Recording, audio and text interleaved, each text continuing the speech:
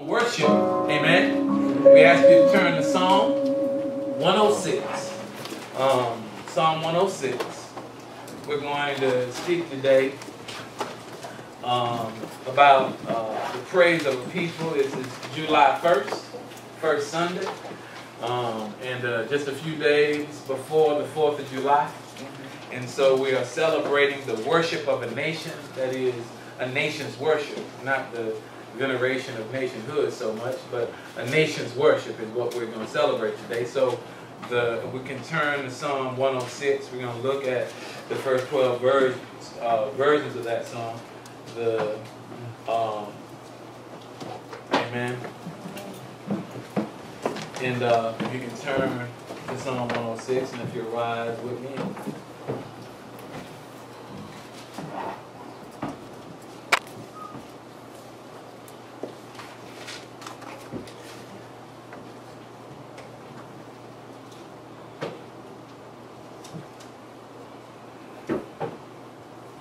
Praise ye the Lord. Yes.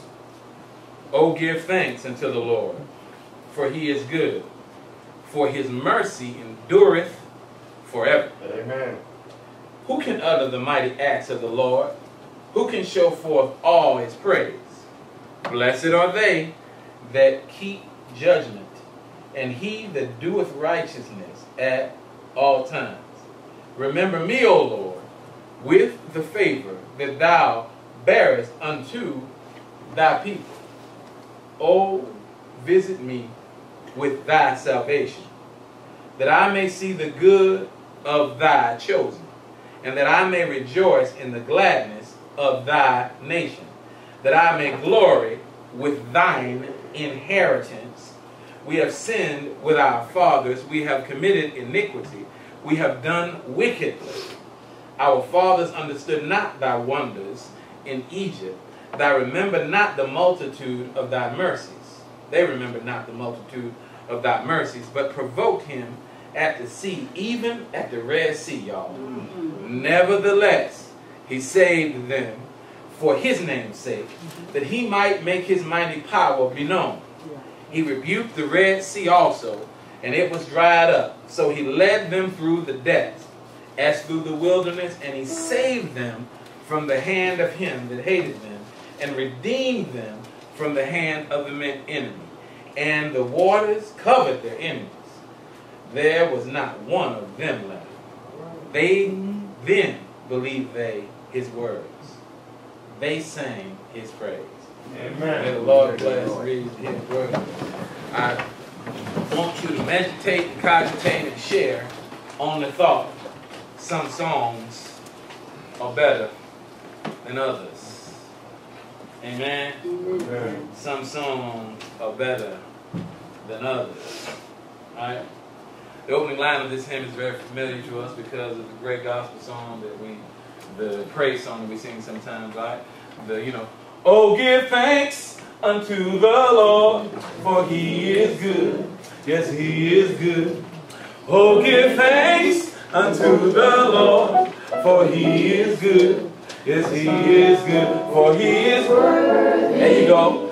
Worthy. Yes, he is good. Yes, he is good. Oh, give thanks unto the Lord, for he is good. Yes, he is good. Oh, give thanks unto the Lord, for he is good. Yes, he is good, for he is worthy, worthy. Yes, he is good.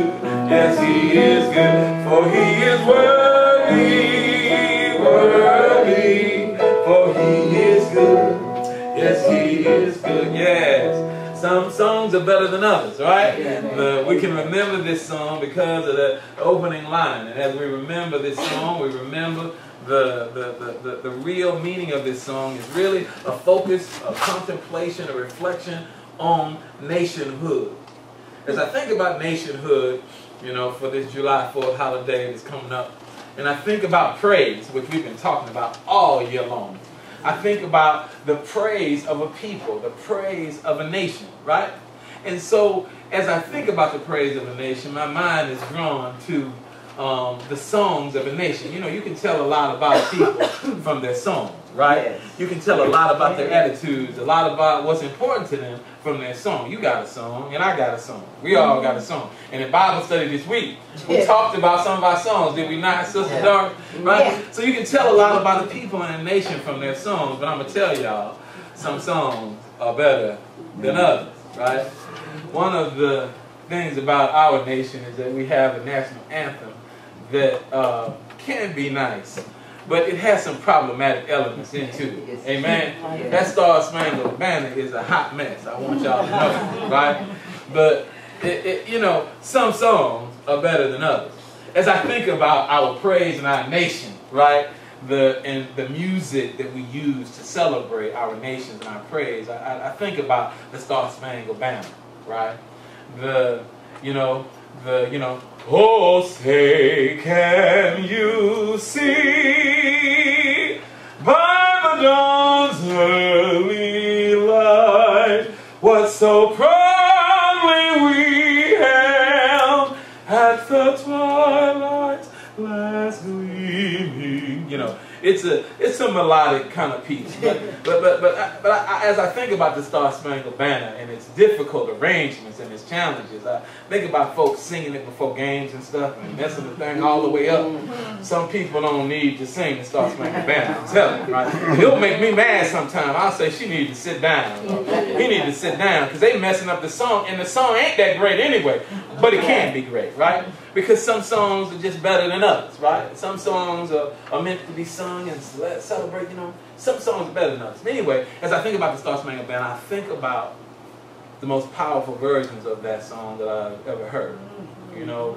And I think about where I was in the situations that surrounded that, because that's what it is for a nation to praise. A nation stops for a moment and starts to sing the praises of the Lord in a difficult spot. One of my favorite versions of the Star Spangled Banner is Marvin Gaye's Calypso version of the Star Spangled Banner that he sang before that Laker game, right? And he took that thing, right? And he took that normal sort of Baroque, classical kind of, you know, arrangement, and he put that thing to a Calypso, Jamaican kind of beat to that thing, man. And he just, you know, and he just Marvin Gaye that thing, you know, had women screaming over the Star Spangled Banner. Like, Marvin, you go on with your bad self, you know. You know, Marvin was one of my favorites, and I was like, man, you can do that with the Star Spangled Banner, you know? And he did that thing like almost a cappella with just a little beat in the background. It was awesome. You know, I like basketball anyway, and I love Marvin Gaye. And then he took the Star Spangled Banner and just made it powerful, right? You know what? Even though some songs are better than others, even with a tough song, the right rendition can touch your heart and touch the moment. The same thing happened when Whitney Houston, right? Took that Star Spangled Banner, her and her arranger and her musician said, you know, Whitney had the most beautiful voice in the world. And it's like, well, what can we do with the most beautiful voice in the world? And Whitney said, you know, because, you know, Whitney was kind of country, you know, even though she's from Jersey. She said, you know, I want to add the melody back to it. I want to recapture the melody of the Star Spangled Banner. Let's recapture the musicality of it. And she took her voice and she put it on that thing, man, and had grown 30-year-old men weeping on the field. Just, you know, folks was just crying. Now, a part of the reason they were crying is because, you know, at the time she was singing it, we were at war. And we were at a war that had dubious beginnings and had really divided the nation. And we were worried about our sons. It had been a generation since we had sent sons and daughters into battle, right? And Whitney's voice captured, right, the hope of a nation at war, which is the theme of the Star Spangled Banner, right? Right? O'er the ramparts we once were so gallantly streaming, right? And the rock, she just tore that thing up. But when you listen to it, right? Because I tell you, I'm not really fond of the Star Spangled Banner because, you know, I'm not with the bombs bursting in air and all that kind of stuff. You know, proving our strength as a nation. But if you at war, well, maybe it's all right to think about, right? You know, and she captured that moment and sang it in a way that lives on after her. And she lives on because there's never been a better version of the Star Spangled Banner to my recollection, right? And even folk who don't necessarily like folk of our particular sunshine persuasion applaud, right, Whitney Houston, Star Spangled Banner. Some songs are better than others, you know. I have to tell you, just a little bit above Marvin Gaye's Star Spangled Banner for me, which is just a little bit, just a notch above the Star Spangled Banner, is Jennifer Hudson's, right? And the thing about Jennifer Hudson's rendition of the Star Spangled Banner, well, maybe it's kind of the thing about Jennifer Hudson herself, right?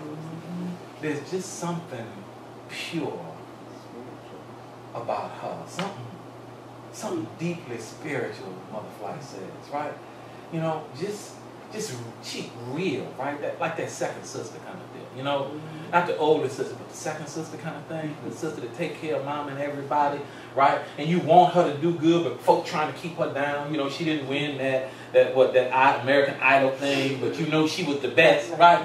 But she still stood up there strong and proud, you know, maybe because she was a big girl, you know, and I like big girls, you know. So, you know, maybe it's because of that, you know. Maybe it's because of her color, maybe because of something, but, you know, they tried to keep her down, but she stepped to that mic, and she sang that Star Spangled Banner that time, right?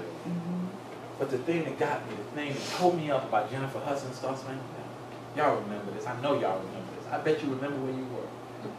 You see, just a couple of weeks before, her mother had been brutally, right? And what? She lost a nephew. She lost a sister, right? There's 3 people in her family had been brutally murdered. Remember that? Right? And she had been set to sing the Star Spangled Banner way before, right? And we was worried about Jennifer Hudson. I was, you know, because she is like a sister to me in a way. You know, I like her like that. You know, I just like her like that. And so we were all rooting for her. And she stepped to that mic, man. Deep in grief. And the thing I remember most was how she paused before she started. It was just a couple seconds. A deep breath she took. And that breath had like the weight of the world in it. And just with that breath, it was one of the greatest Star Spangled Banners. Just to be able to sing. When you're experiencing that kind of grief, just to be able to bless other people. When you're going through, some songs are better than others. Some songs are stronger than others. Some moments. That's what we're talking about today. The song of a nation, the song of a people.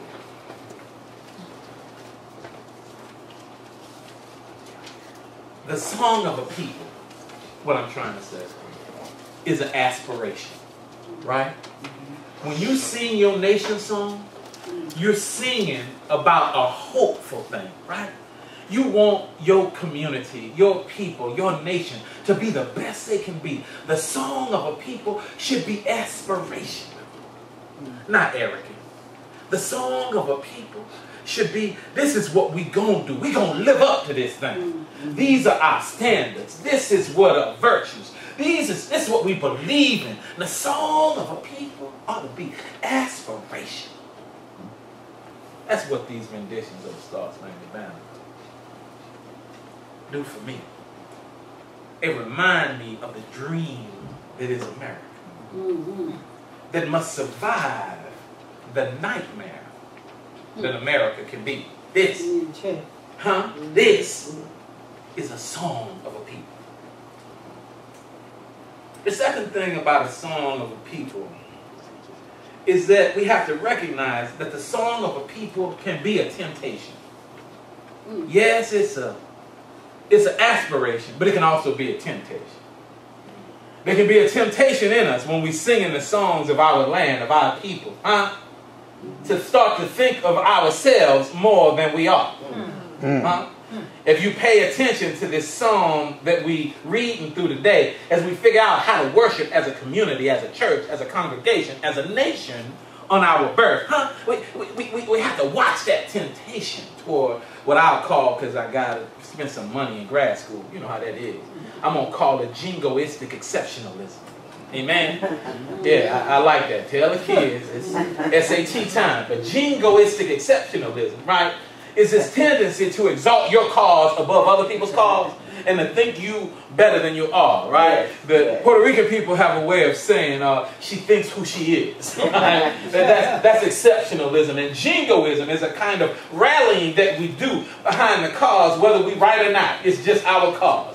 It's kind of a ride or die kind of situation. And sometimes we America ride or die, you know, right or wrong. We go in destroying people and killing folk and stealing stuff, but we Americans, ride or die. That's jingoistic exceptionalism. And that's a temptation when you sing the nation's song. It's not godly, it's just real. And this song lifts up this thing, right? This song right here that we read, you know, they talk about the chosenness of folk. And they talk about how, thank you for blessing your people, God, and blessing, you know, their mission, God, and pulling them out of Egypt, God. Thank you. And it's a little bit of arrogance, a little bit of pride, right? In Psalm 73:6, it tells us that they wore their pride like a necklace, and it's almost strangled them, is what it says in that song. In Psalm 73:6 says, beware of jingoistic exceptionalism. Beware of the temptation of a national song, right?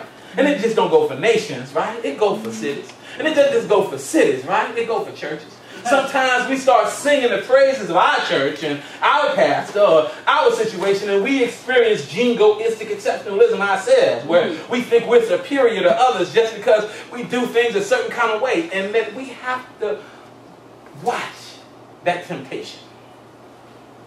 You know I'm right. We get to singing and get to bobbing our heads and beating along, and then we forget that there's other people. We forget that there are folk that we've hurt. We forget that there are mistakes that we made. We forget that we wasn't always this way, and but for the grace of God, we might be on the losing end of a situation. We forget how we messed up. We forget that we needed to be saved and delivered. We forget that we were strung out, left out, tore up from the floor, messed up and mixed up, and we skip to singing our song and bobbing our head and judging other folk. That's why the song says, thank you, God, for helping me judge properly. Yeah. Huh? There's a temptation in the nation's song, and you better watch it. Now I got some resources to help you watch it, particularly as we approach the 4th of July and we think about what it is to be America, right? One of those things that stops you from the jingoistic exceptionalism and singing the song of your land in the wrong way, right, is the ability to question, what is America to me? Huh? The ability to question, like Frederick Douglass, what is the 4th of July? Huh? To an African American. Huh? What is the 4th of July to me? When I was not included in that pale, is the word he uses, right? In that incredible, the soliloquy that he delivers, right, before the Civil War. Yeah? What does the 4th of July mean? Home of the free? Land of the brave? When cowards have enslaved a people of such noble virtue as this. What is America? One of the things that will protect you from jingoistic exceptionalism is the courage to question. One of the things that truly makes America great is that there is the America that affirms our virtues and our goodness, and then there are the Americans that question the prudence of the course we have taken. Huh? That's what will kill you of jingoistic exceptionalism, right? Folk like Harriet Tubman, preaching. Folk like, right, the Frederick Douglass, preaching, right? Folk like Martin Luther King, preaching. We come to cash a check. A promise that America is not fulfilled for us. I have a dream that America will be. The song of a nation is aspirational, but a song of a nation has temptation. James Baldwin, I think, put it best. Oh, I love the way James put it. I love the way James Baldwin put a lot of stuff. James Baldwin's way high up there, right? He might not be right with Paul sometimes, but he right at Paul for me. James Baldwin says, he talks about the birthright and the inheritance. That's what the temptation is. The birthright of what it is to be an American and the inheritance. And he says, right, the birthright, right? He talks about the inheritance and the birthright. You know what an inheritance is, and you know what a birthright is, right? Think about that, right? And he says this. He says, my inheritance was limited and limiting, constraining and imperfect. But my birthright was expansive, glorious, and opened up new possibilities for who I might be. This is what it is to be an American. And the challenge is, the temptation is, you can't accept the birthright without accepting the inheritance. That you have to accept the brokenness of your community, of your people, of your nation, of your neighborhood, of your block, of your church, of your family, to accept the blessing that might be the destiny. Oh, me and James Baldwin just said something. That some songs, are better than others. One of the powers of this Psalm 106, one of the powers of the songs of America in reality is that they accept this tension between who we are and who we might be. And constantly ask us to question our motivations and our celebrations. Yeah, I know. The song of the people is a temptation. It's also a situation. You got to understand that a song is a situation. I know you know. Sometimes we going through, right? And as we go through, a song comes to us and a song gives us context. And the song of a nation is just like a personal song that gets you through, right? The song of a nation happens in a particular historical context and at a particular moment. And you need to understand, right, that this song, in other words, may be for this season right here. You hear what I'm saying? It might be a great song, right? But it was written in this season right here, and it was composed for this moment right here, and you need to sing it with a deep understanding of where you are so you can get from where you are to where you need to be. This song, right? This nation's song is a song, right, for why you're struggling. So it's all right maybe to sing the Star Spangled Banner when you're at war in a certain kind of way. It's all right to sing to the left, to the left, to the left when you need to tell that cat to get to stepping and not worry about it, right? It's all right, because the song is for a season. But we have to understand that songs are contextually situated. I know what I'm talking about, right? This song right here is contextually situated. This psalm is right here if you read the entire thing, and I think there are 34 verses in it. But if you read the entire psalm, you see that this psalmist is trying to remind some people that have started to think too much of themselves, that yes, God blessed them, yes, God got them started, but they forgot in the middle of the psalm, there's a whole list of the stuff they forgot that God did for them, and they started to exalt themselves, and they started to do things that caused them to be disobedient. But thank God that the mercy of God endures forever, so that you can even be forgiven when you take the song and you go way wrong with it. Come on now. Yeah, you know what I'm saying. Some songs are better than others, but this song here, this song has got a situation, a context to the composition. Yeah. Sometimes when we write or we sing these difficult songs, it's misshapen by our humanity. And if you read very carefully Psalm 106 in its entirety, you'll see some of what Isaiah Berlin called the crooked timber of humanity, right? Or the bent twig.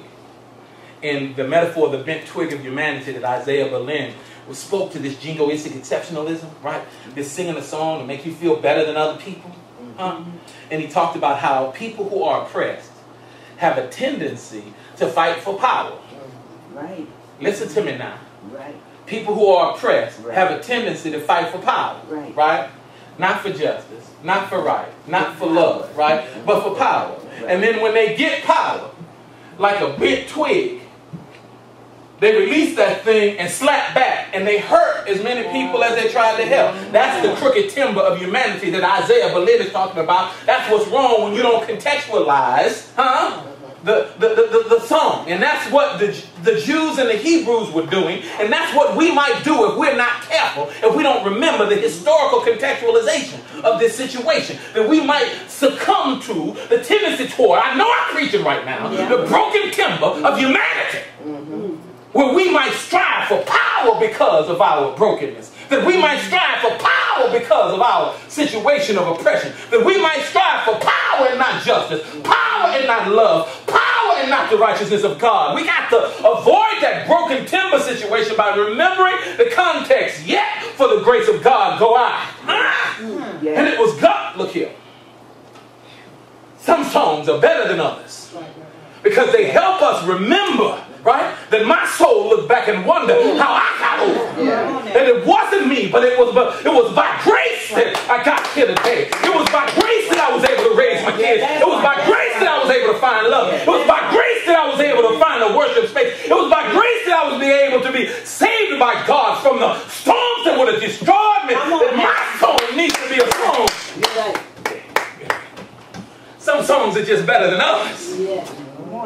I'm coming to my end here, but I do want to talk about how much I love the Negro National Anthem, right? You know, and it's a part of what inspires the title of my homily and colloquy, or whatever you want to call it. You know, the Negro National Anthem is a great song, and I think about the historical context in which it was written 100 years, right, after the birth of Abraham Lincoln. Some folk down in Florida sought to do a celebration. You know, J. Rosamond Johnson and his wonderful brother James Weldon Johnson. Genius is the first lawyer to be at the Florida bar and one of the leaders of the New Negro movement of 1912 to 1925. J. Rosamond and John Weldon Johnson, right, sat down to try to commemorate what should a nation say? What should a people within a people say that have been oppressed, that have been held down, but that now are experiencing a brand new vistas of possibility. Help me, Holy Ghost. Look, what should a people say? What should a people sing, right?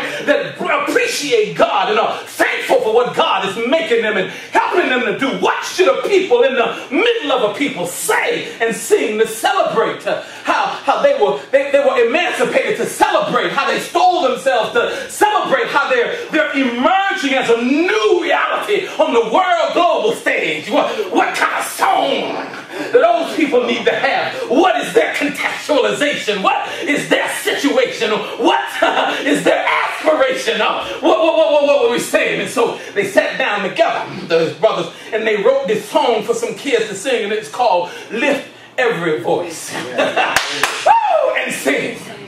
Oh, I would argue before you, I would proffer to my public that no greater national song of national sentiment has ever been written. The situation and the contextualization leads with some wisdom and virtue to a recognition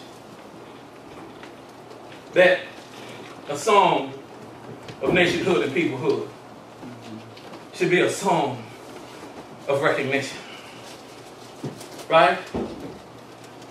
Lift every voice and sing.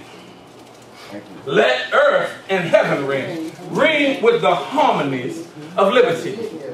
Let our rejoicing rise high as the listening sky. Let it ring out loud as the roaring sea. Sing a song, full of the faith that the dark past has brought. Sing a song.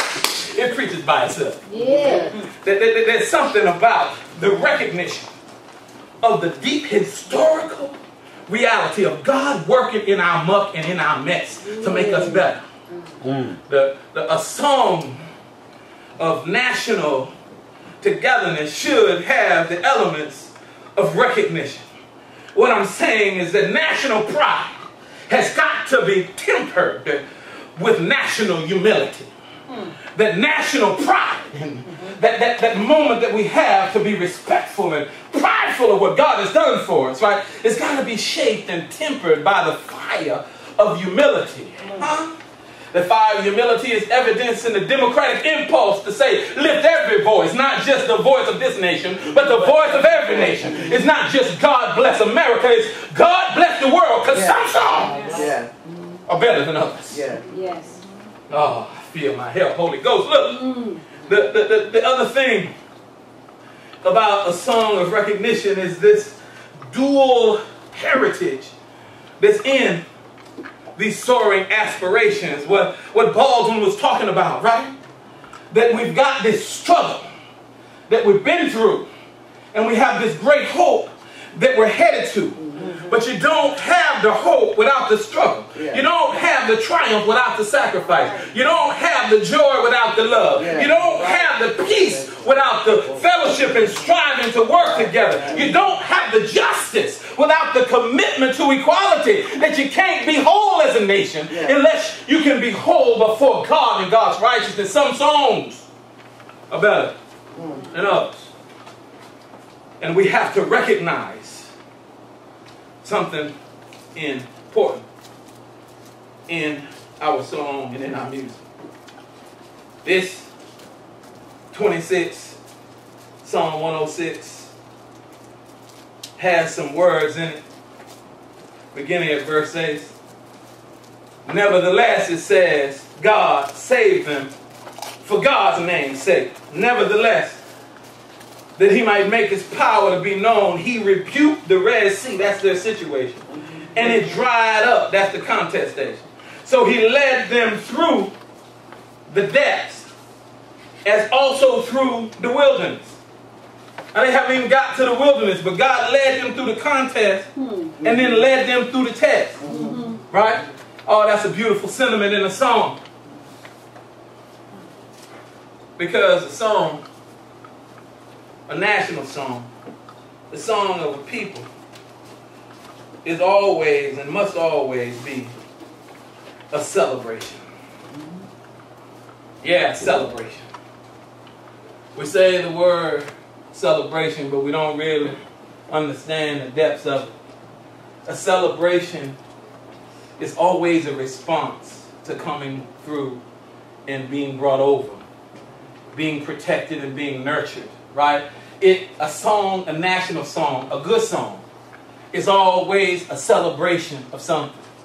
Just like this meal we're about to have in just a few minutes, right?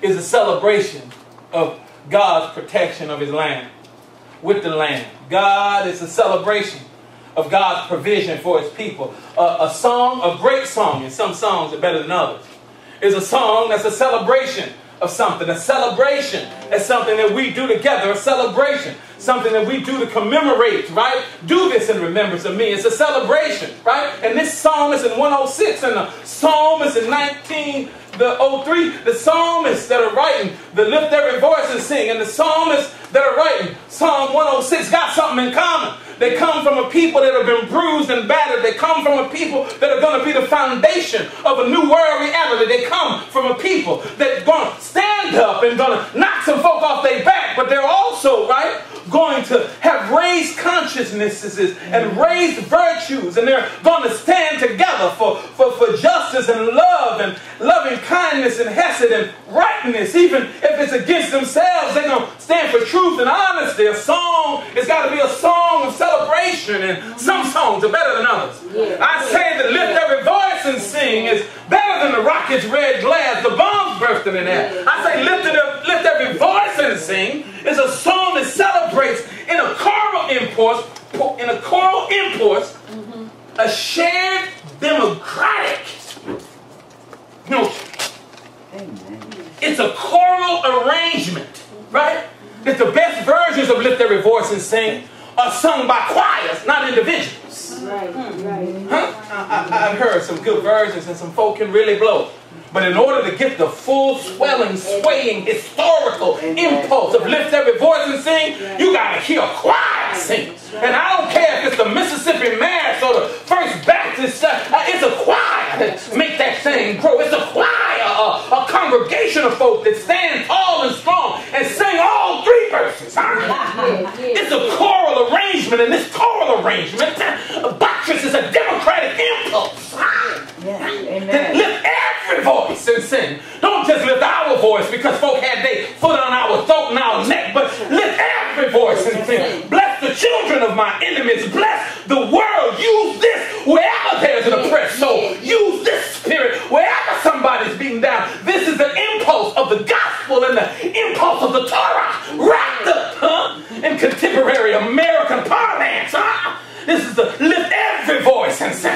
Right? This is celebrating something. And it's not just that. It's also tempered by what we talked about last week. It's got a blues inflection and a blues sensibility to it, don't it? Huh? It talks about the reality of the struggle. It doesn't try to gloss over and just celebrate the lighthearted stuff. No. Lift every voice and sing. Some songs are better than others. It's got a deep blues impulse to it.